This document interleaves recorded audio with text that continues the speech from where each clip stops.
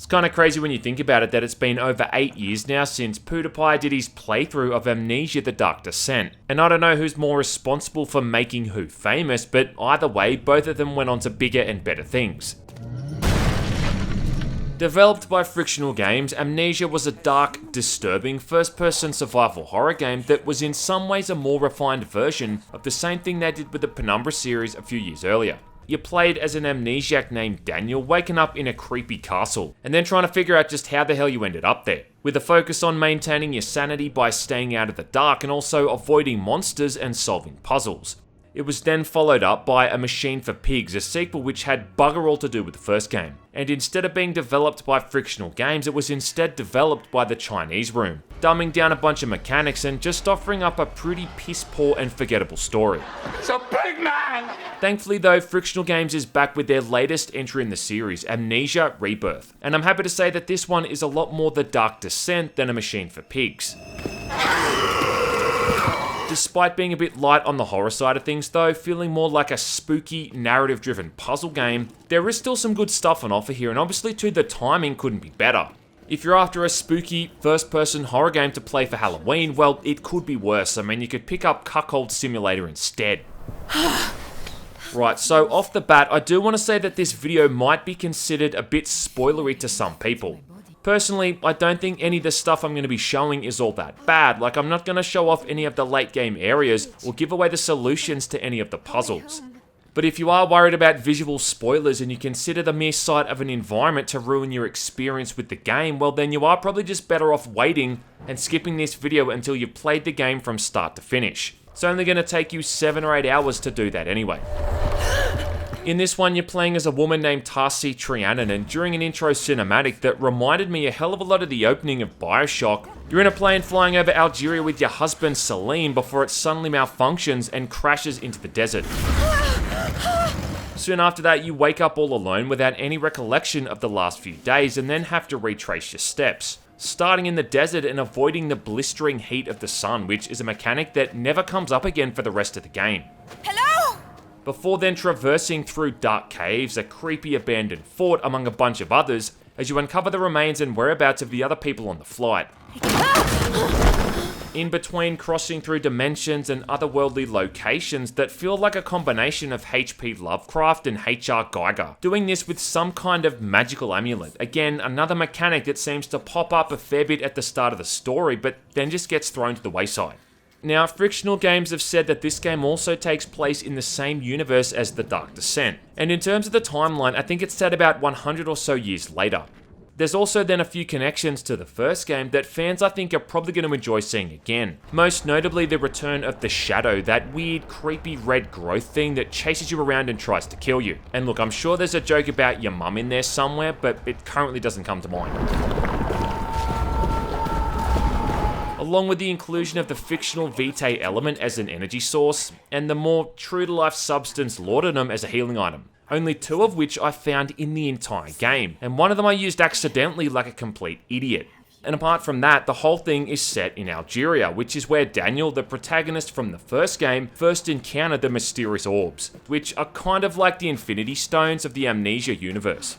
Some of these plot elements will be tied together in Rebirth, but if you're hoping for some kind of revelation, well, you might be disappointed. And I gotta say that I ended up with more questions than answers when the whole thing came to an end. I don't know. In between the real-time events of Tarsi trying to find her husband and the other survivors, we then get flashbacks to when she was living in Paris, revealing yet another backstory involving her daughter and a series of tragic memories that kind of help to put her current predicament into perspective. Along with other flashbacks that reveal a bit more of what happened to the other passengers, none of these which can be skipped or fast-forwarded through. Ah, Jesus! On top of that, and look, I hope this also doesn't count as a spoiler, but it turns out that Tarsi is also preggers. Now look, I'm currently not a pregnant woman, nor do I ever plan to be, but I'd think the kind of physical trauma she suffers in this game is the kind of thing that would turn a human embryo into liquid. Yet she and that bun in the oven somehow seem to survive all of it. You can even press a button at any time to look down and place your hands on Tarsi's stomach to calm your nerves. No, seriously. It's kind of like the press F to pay respects meme all over again. It becomes the central focus of the narrative to try and stay alive, just to get this poor kid, or unborn kid, out of this horrible situation. Of course, it all goes to hell and it ends up playing second fiddle to the bigger picture. And I won't lie, when it got to that point where you've got to choose from the game's endings, it left me feeling like a depressed bag of shit. I mean, I always kind of feel like a depressed bag of shit anyway, but this just emphasized that even more. I do think it's kind of important at this point to clarify just what kind of game this actually is, and people expecting some kind of survival horror game akin to Resident Evil or even Penumbra are going to be thoroughly disappointed. There's some basic platforming, but other than that, there's no combat, and you don't even get the option to choose a difficulty mode. But I mean, look, in their defense, that's never what they were going for. A couple of years ago, I reviewed fictional games' other horror title, Soma, and there's no other way to say it, but I just reviewed that thing incorrectly. I went in expecting one thing and got another, and it seemed like I reflected on the game negatively because of that. So going into Rebirth, I took a different approach and decided to accept the game for what it's trying to do, as opposed to what I'd hoped it to do. At the start of the story, you even get what's basically a disclaimer saying words to the effect of that this is not a game you play to win. It's a game you play to immerse yourself in the world and get deep into the story. It skates that line between the kind of gameplay we got in The Dark Descent and also a machine for pigs. This time around though, you've got an inventory, and there's even puzzles, and some of them actually took me a bit of time to figure out. Oh well, I've got something. But this ain't the kind of thing you're going to be stuck on for all that much time. The solution to most puzzles can often be found in the near vicinity, and there's never any kind of serious backtracking or item management to worry about. It's all just kind of like the Diet Coke version of Amnesia, or Amnesia Light. Charcoal. Rebirth uses the same controls as the other games in the series in the sense that you've got to replicate your character's movements in-game with the mouse. So opening a door means grabbing the door, then pulling the mouse backwards, or rotating the mouse entirely to simulate turning a crank or a wheel. And let me just say too off the back of that if the premise of playing as a pregnant woman who talks to herself every 5 seconds as a fear coping mechanism, in between the game constantly stopping to throw exposition at the screen doesn't sound all that appealing to you, well look, just stop watching right now and save yourself the time and money, because I don't think anything else the game does is likely to win you over. If nothing else though, at least the game is pretty damn good looking at times. I don't know if it looks good enough to justify that 37GB of hard drive space, but at times, yeah, it's a damn good looking game. Some of the lighting effects when using the matches or the lantern look great, and seeing real-time shadows streak across rooms or the flare when looking directly at bright light sources kinda looks gorgeous.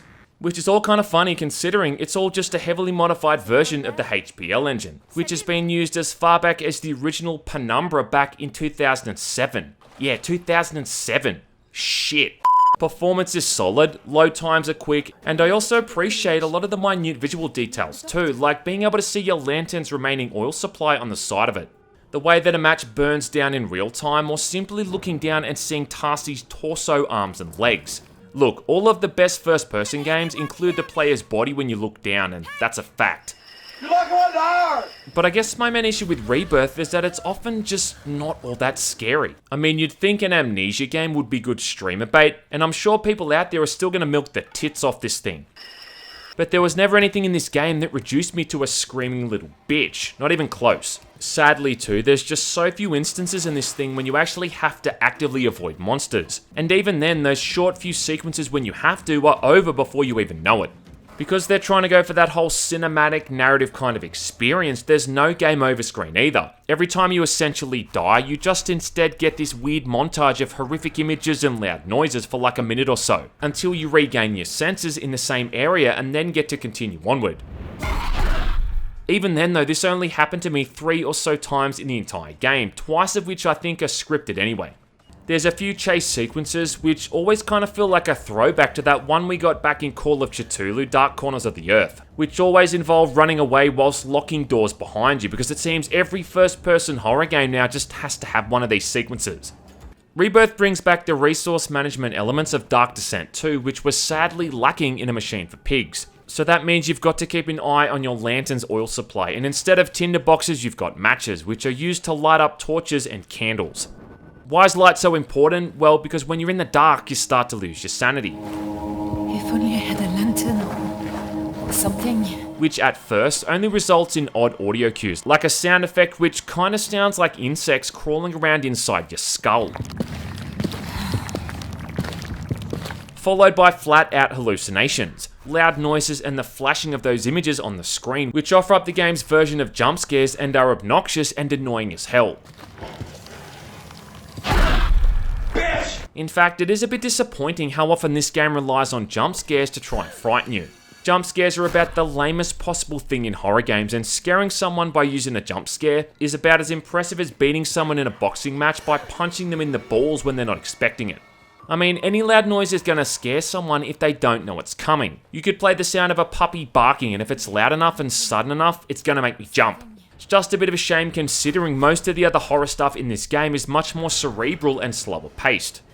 Finally though, I am a little bit pissed off that absolutely nothing's been done to improve the stealth mechanics in this thing since the first game. I mean, it's even the same stealth mechanics from the Penumbra games, where all you can do is basically crouch to make less noise and then try to stay out of an enemy's line of sight. But hey, maybe that was part of the design, was to include what feels like a decade-old stealth system as well. The real problem is that no matter what frictional games do at this point, it's always going to be compared to Amnesia The Dark Descent. The Penumbra games are all well and good, and I know contrarians like to act like those games are somehow better, and look, in some ways maybe they are. But Amnesia was the one that put these guys on the map, and the reason I think that is because it was such a perfect mix of exploration, horror, and puzzles.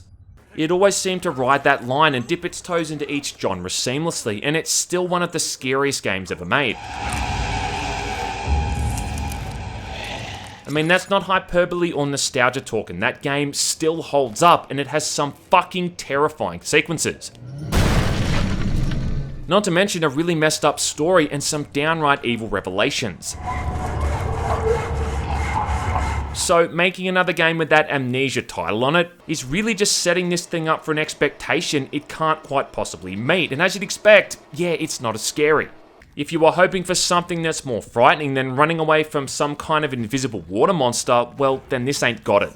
Still though, I do think Rebirth is definitely a step in the right direction, especially after the god-awful A Machine for Pigs. But if all you're wondering though is if it holds a candle to The Dark Descent, or a lantern I should say, well, the answer to that is a hard no. As a narrative-focused experience though, with some light horror elements here and there, it does have its moments, and for all the cringy flashbacks and voice acting, there are some moments in this thing that will give the heartstrings a good old solid tug. However, throughout all of this 7 to 8 hour experience, your pants are going to mostly remain unsoiled.